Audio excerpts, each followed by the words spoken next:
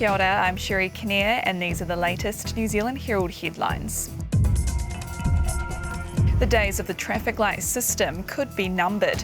Our newsroom understands Cabinet will be considering on Monday a recommendation to get rid of the framework altogether rather than tweaking the settings or moving to green. It would see the remaining restrictions such as mask mandates gone and could come into effect as soon as next Wednesday. But Otago University epidemiologist Professor Michael Baker says we still need a basic set of controls. We need a system that can cope with the virus numbers going down and also going up again. A simple thing like, what's the fire risk? When you drive through the countryside in New Zealand, you see the big sign, it's got a 5-point scale. I think we do need something that is probably as nuanced as that about COVID-19. Meanwhile, New Zealand appears in little rush to roll out a new Omicron booster. The new jab targets the original COVID-19 strain and the Omicron variant and are already approved in the US, UK, Canada and Australia.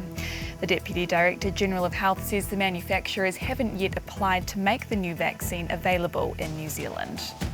And the Northland border blunder has reignited calls for an inquiry into our COVID-19 response. The region was put into level 3 last year after 2 women travelled there before testing positive. Officials reported they'd given false information to get in, but it's been revealed that their travel permits had been approved in error. Former New Zealand First Northland MP Shane Jones says the women were given a raw deal and that they were not at fault to the extent they were vilified by the Prime Minister. Elsewhere, new stats from New Zealand's top employment marketplace are providing hope for our hospitality and tourism sector. Job ads on Seek saw a 5% month-on-month overall increase in August and an 11% spike in applications per position. Country Manager Rob Clark says job ads within our hospo and tourism sector has seen one of the biggest boosts with a record job ad surge of 36%. In world news, the EU is proposing a cap on Russian gas prices in the wake of soaring energy prices across the bloc.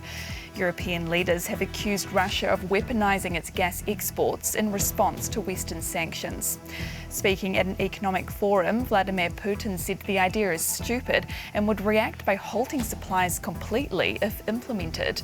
The BBC's Steve Rosenberg says it's a good example of the alternative reality Russia's presenting while also playing the victim.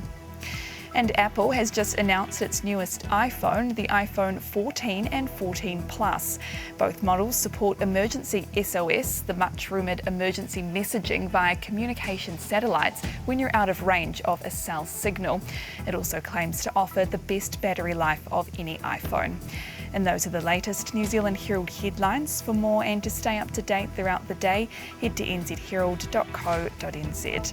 Kia pai te rā. Thanks for checking out our YouTube channel. To stay up to date with all the latest news from the New Zealand Herald, click the subscribe button below or check out one of the videos here and head over to nzherald.co.nz for more details on these stories and more.